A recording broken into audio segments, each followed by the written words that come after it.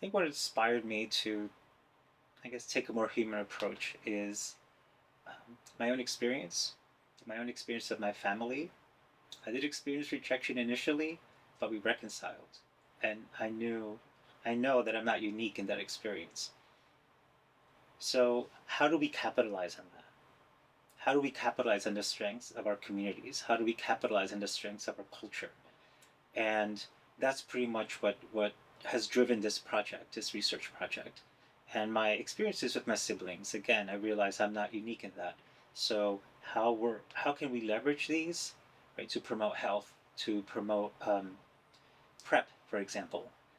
And the stories that came out were just so touching to see how siblings responded when their brother came out. Um, there were older brothers, older sisters, younger sisters, right? And so it's almost that strength in our culture to really care for our siblings and to be close, to have this sort of group identity instead of just me, individual identity.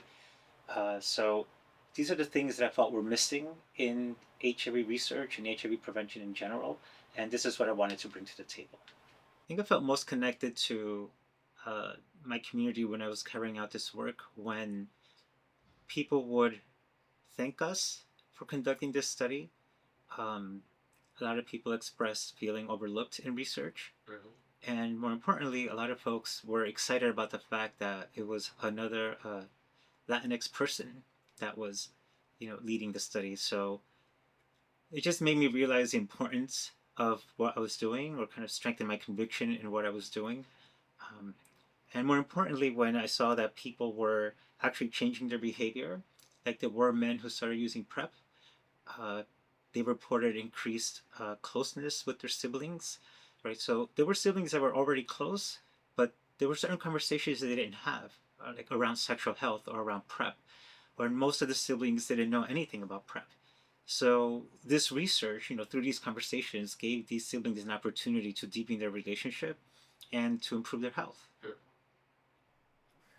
So the research has demonstrated that family rejection has a negative health outcome on sexual minorities. But I knew from personal experience that that's not the whole story. That families reconcile over time. I had very supportive brothers. They would come to gay clubs with me. They love my husband. They love my kids.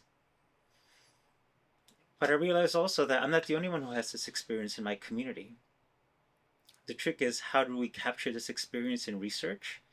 And more importantly, how do we turn these experiences into um, mechanisms that we can leverage in an intervention to promote our health? In particular, how can we promote PrEP?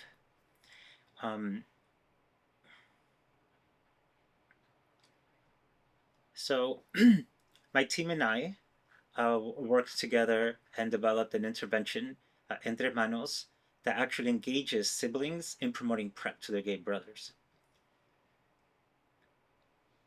During the course of our research, there was one person who participated in the study and had absolutely no interest